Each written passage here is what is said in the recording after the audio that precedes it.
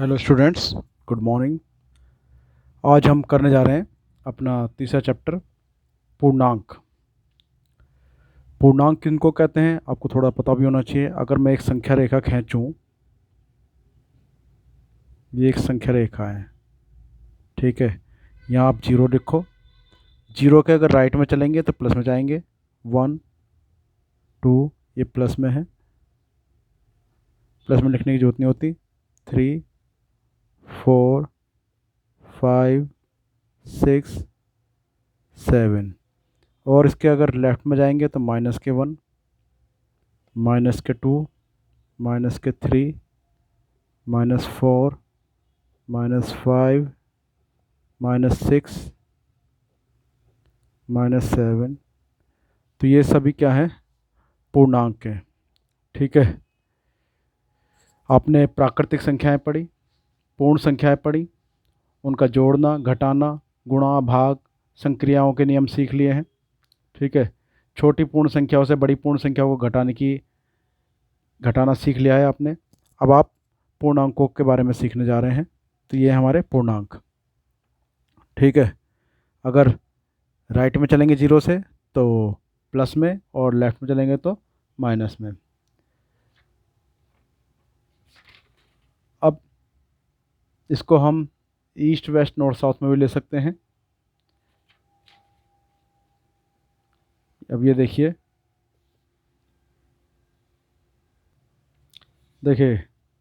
अगर हम इसको पूर्व पश्चिम चारों दिशाओं में लें तो क्या करेंगे।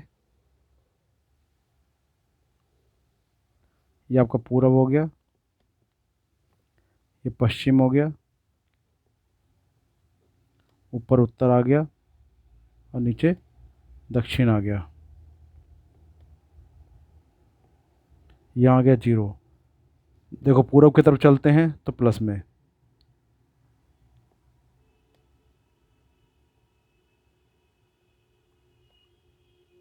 अगर पश्चिम की तरफ चलेंगे तो माइनस में,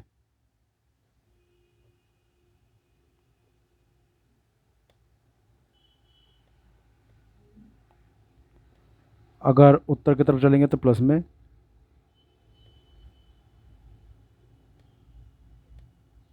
यानी कि ऊपर जाते तो प्लस में, नीचे जाएंगे तो माइनस में।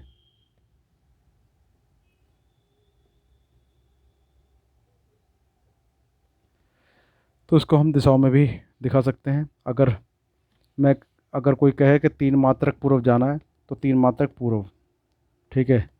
और कहे कोई 2 मात्रक पश्चिम जाना तो ये माइनस में आएगा।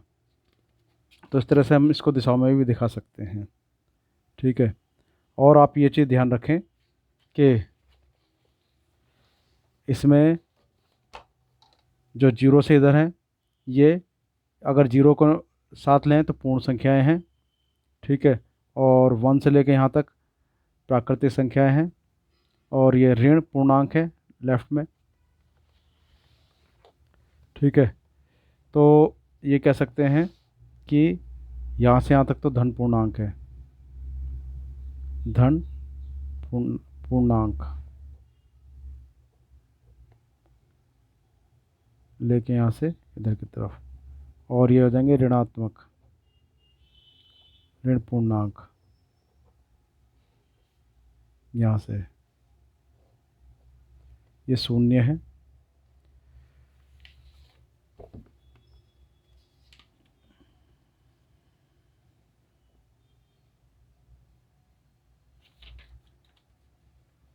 अब हम करते हैं योगात्मक प्रतिलोम। योगात्मक प्रतिलोम,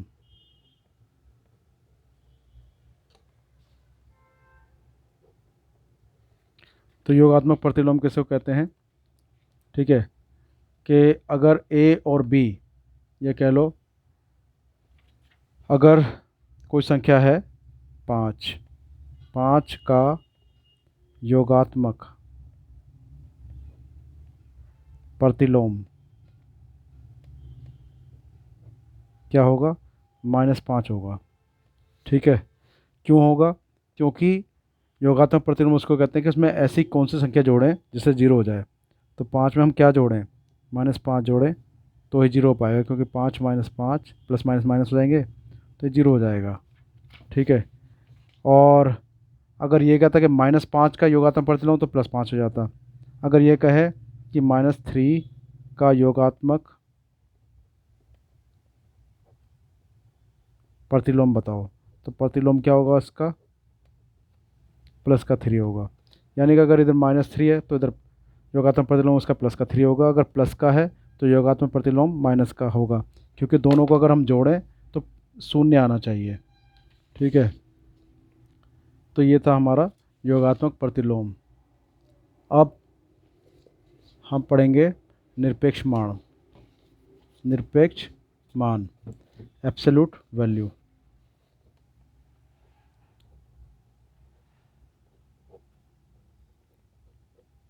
निरपेक्ष मान यानी कि पूर्णांकों का निरपेक्ष मान, एब्सोल्यूट वैल्यू।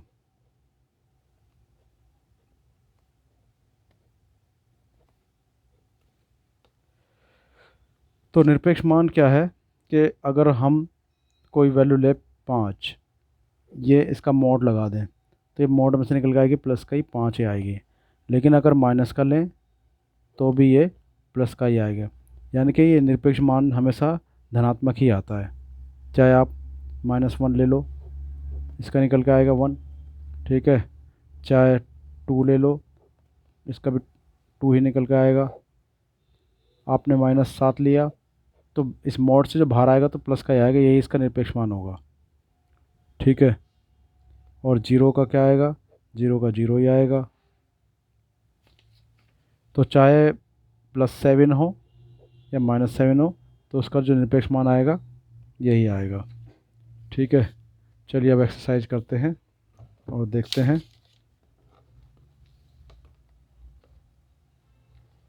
इसमें कहता है 3A में निम्नांकित सारणियों में रिक्त स्थानों की पूर्ति के लिए सारणी के नीचे दिए गए 4 विकल्प दिए गए हैं, जिनमें से केवल एक ही सही है। सही विकल्प चुनकर रिक्त स्थानों की पूर्ति कीजिए। तो स्टूडेंट हम यहाँ क्या देख रहे हैं, 19/7 है, ये प्लस के हैं। और इधर क्या है, माइनस के 19/7। इधर 23/11, 23 और 11 है, तो इधर माइनस का 23 माइनस का 11 है। ठीक है। इधर 29 और 17 है, या माइनस का 29 और 17 है। हम यहाँ जो यहाँ प्लस के हैं वो यहाँ माइनस के हैं। ठीक है। अगर यहाँ प्लस का 25 है तो यहाँ माइनस का 25 है। यहाँ प्लस का 13 तो यहाँ क्या आना चाहिए, माइनस का 13 आएगा, माइनस का 13। ठीक है। तो हमारा कौन सा विकल्प सही है, सेकंड। अब इसमें देखते हैं, इसके सेकंड में। अच्छा, यहाँ देख रहे हैं हम कि हम माइनस के 7 और 5 है, तो ये प्लस का और ये नीचे माइनस का हो गया। 25 ऊपर प्लस का, नीचे माइनस का है, तो ये माइनस का कर दिया। इसका अपोजिट माइनस यहाँ आ गया, इसके विपरीत, और इसका विपरीत यहाँ आ गया। ठीक है। ऐसे हम देख रहे हैं कि इसका विपरीत यहाँ आ गया, इसका निरपेक्ष मान कह लो, और इसका विपरीत यहाँ पर आ गया। अब यहाँ 31 है तो यहाँ माइनस का आ गया, यहाँ 14 है तो यहाँ प्लस का 14 आएगा। तो इसका कौन सा विकल्प सही है, थर्ड। चलिए अब तीसरा प्रश्न करते हैं। निम्नांकित को शून्यांकों के रूप में लिखिए, पूर्णांक के रूप में लिखिए। पूर्व को धन दिशा में, समुद्र तल से ऊंचाई को धन दिशा में मानिए। इसमें स्टूडेंट अगर हम पूर्व में जाएंगे तो प्लस में लेंगे, और अगर समुद्र से ऊपर की तरफ जाते हैं तो प्लस में लेंगे, अगर नीचे जाएंगे समुद्र के तो माइनस में लेंगे। ठीक है। चलिए जी करते हैं।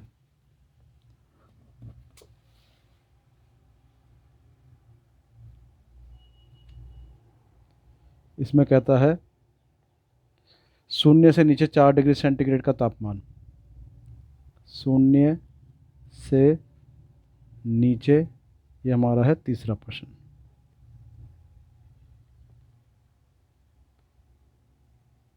नीचे 4 डिग्री सेल्सियस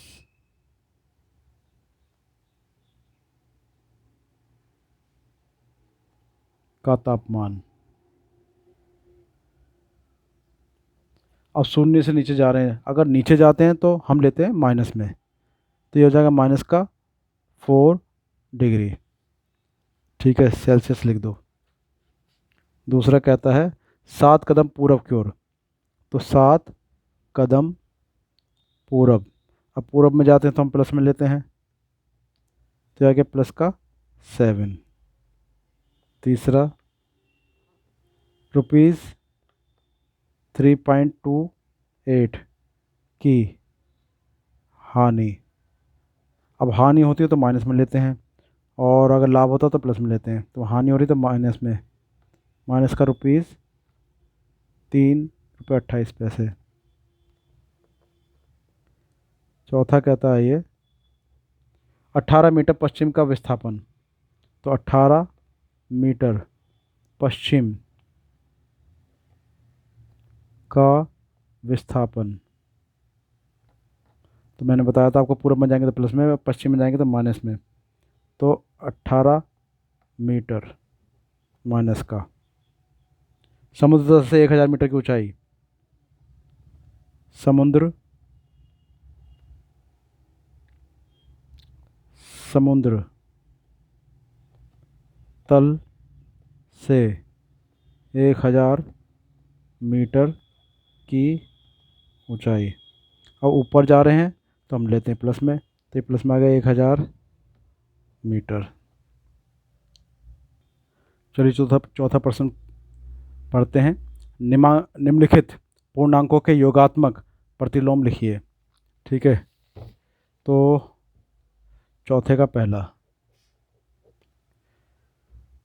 पहले में कहता है +9 का योगात्मक प्रतिलोम। तो मैंने बताता योगात्मक प्रतिलोम लिखने के लिए इसका अपोजिट लिख देते हैं, यानी कि इसका विपरीत क्या होगा, -9। अब सेकंड है इसका -21 का योगात्मक प्रतिलोम। क्या हो जाएगा, प्लस का 21 होगा, इसका अपोजिट लिख देना है। थर्ड +39 का योगात्मक प्रतिलोम, ये लिख देना आप अपने आप। तो प्लस का हो जाएगा -39। चौथा -41 का योगात्मक प्रतिलोम कितना हो जाएगा, प्लस का 41। +91 का योगात्मक प्रतिलोम हो जाएगा माइनस का 91। तो ये हमारा योगात्मक प्रतिलोम हो गया। पांचवा प्रश्न क्या कहता है, एक बार पढ़ लेते हैं।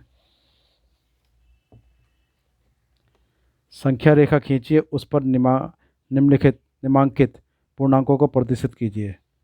चलिए जी करते हैं, ये हम संख्या रेखा कैंसिल खींच लेते हैं।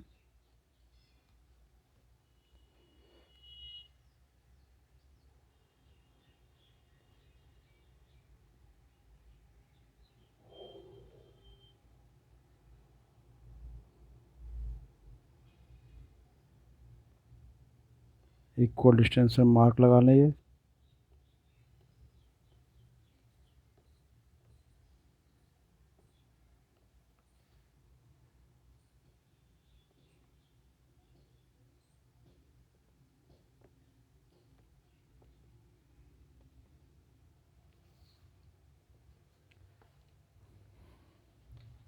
अब इसमें हमें पूर्णांक बताने हैं।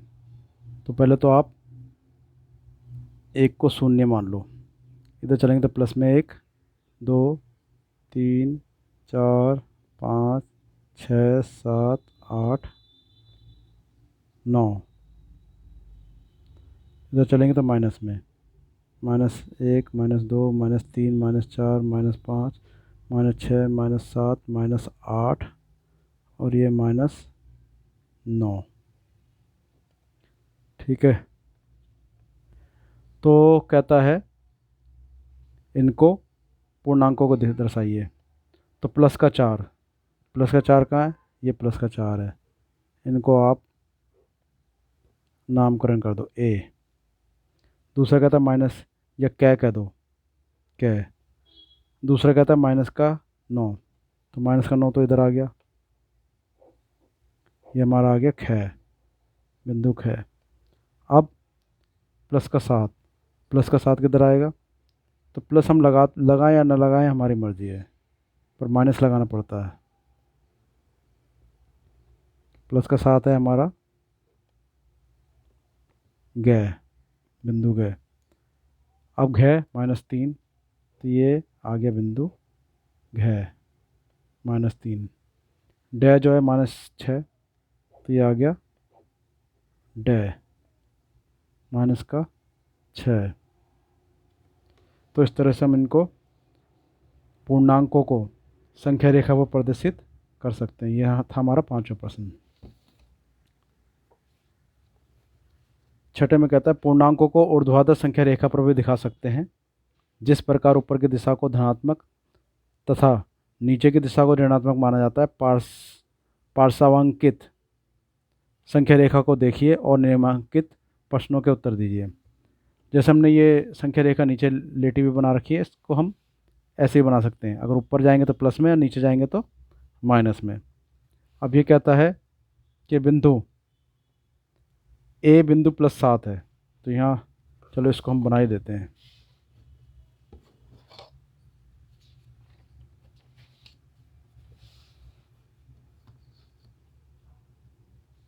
ये हमने संख्या रेखा खींच दी और ये मार्क लगा दिए।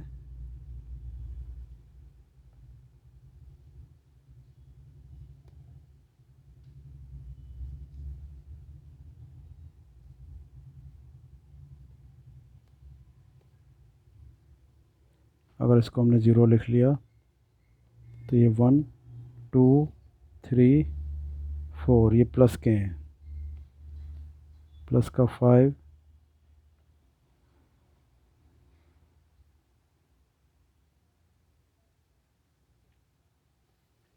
नीचे जाएंगे तो माइनस के।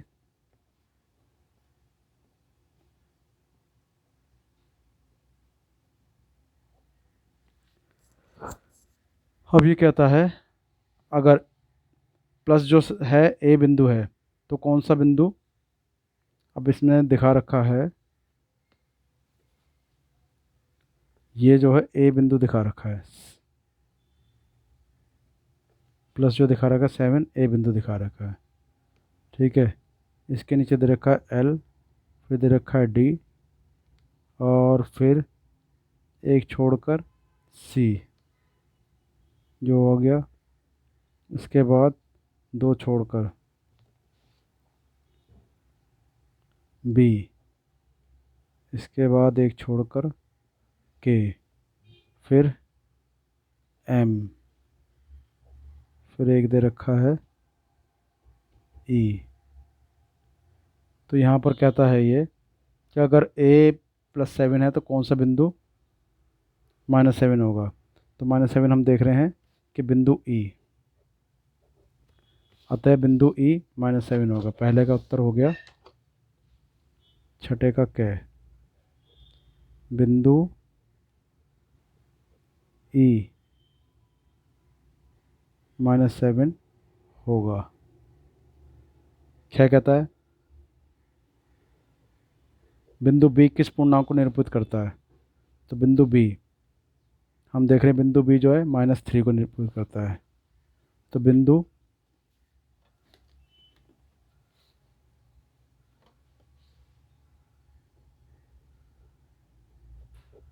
बी निरूपित करता है किसको, -3 को।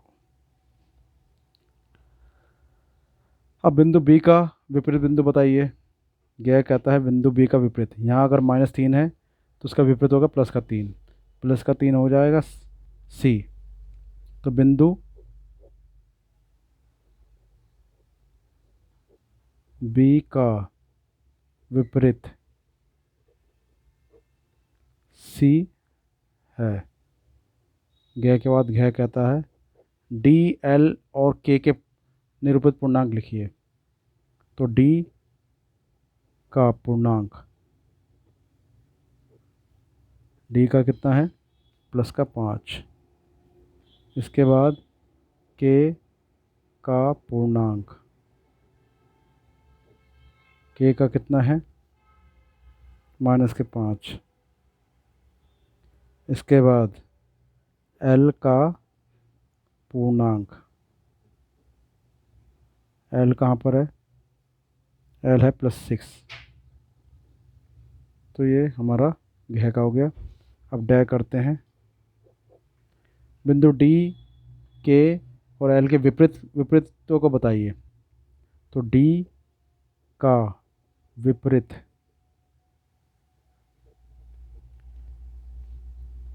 प्लस का 5 है, तो डी का विपरीत के है -5, और के का विपरीत, इसका उल्टा क्या है, ये -5 है, तो +5 क्या है, डी।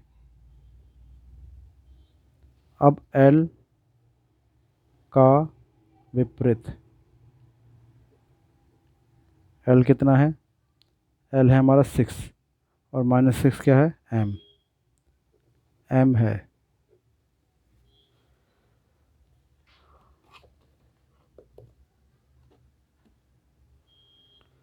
अगला प्रश्न कहता -2 और +3 के बीच सभी पूर्णांक लिखिए। -2 यहाँ पर है और +3 यहाँ पर है। इनके बीच में जो जो आते हैं वो लिखते चले जाएंगे। कौन कौन से आएंगे, -1, 0, 1, 2। ठीक है, तो ये है हमारा 7वें का के। -2 और +3 के बीच पूर्णांक, तो क्या होगा, ये होंगे -1 होगा, 0 होगा, +1 और +2, ये होंगे। ख में कहता है 0 और 6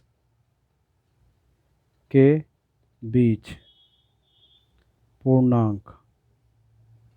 तो स्टूडेंट 0 और 6 के बीच में पूर्णांक कौन से होंगे, तो ये 6 है और ये 0 है।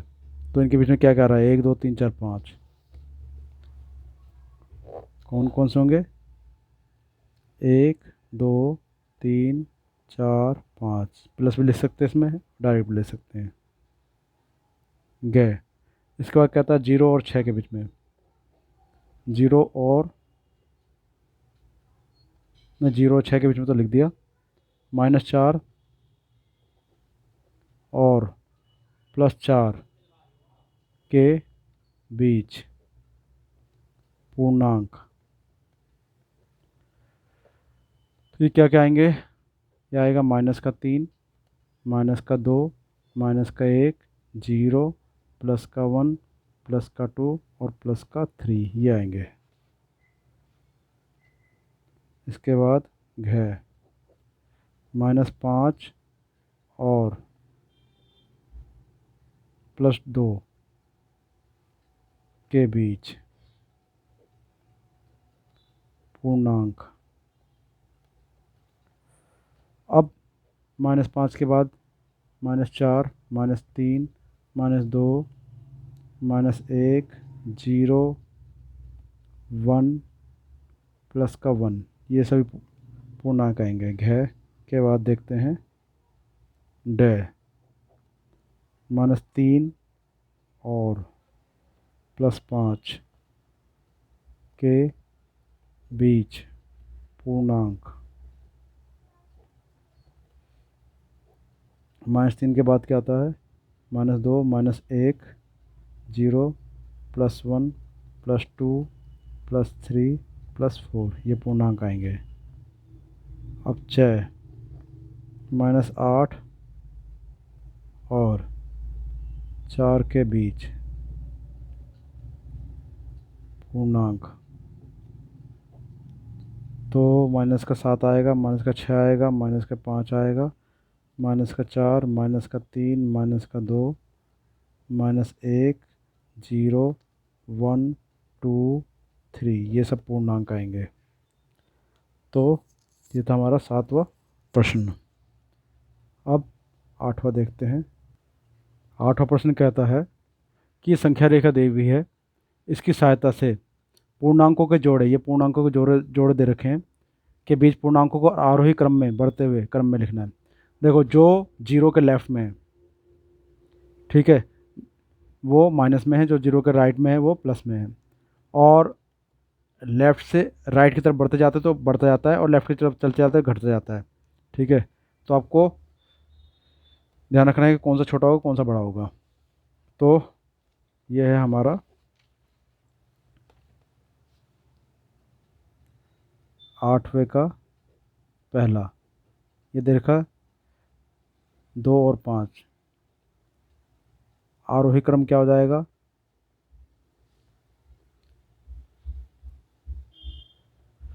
पहले 2 आता है उसके बाद 5 आता है, बढ़ते हुए क्रम। आरोही क्रम मतलब बढ़ते हुए क्रम, छोटा फिर उसके बाद बड़ा। दूसरा, इसका दूसरा कहता है -4 और 0 का आरोही क्रम। अब इसमें आप ये देखें कि कौन सा पहले आएगा, तो -4 ही पहले आएगा, उसके बाद 0 आता है। अब तीसरा देखते हैं, 3 8 का आरोही क्रम।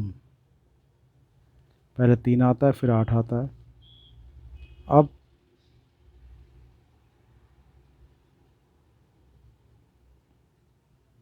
इसका है 0 4 का आरोही क्रम। पहले 0 आएगा फिर 4 आएगा। डे -5 -2 का आरोही क्रम। तो पहले -5 ही आता है, छोटा है, फिर उसके बाद बड़ा है -2। डे के बाद 6 देखो, -1 और 4 का आरोही क्रम। तो पहले -1 ही आता है उसके बाद 4 आता है। 9वें प्रश्न में कहता है निम्नलिखित के मान ज्ञात कीजिए। इसमें इनका निरपेक्ष मान ज्ञात करना है। मैंने बताया था मोड, मोड के अंदर से जो भी बाहर निकल कर आएगा प्लस में निकल कर आएगा।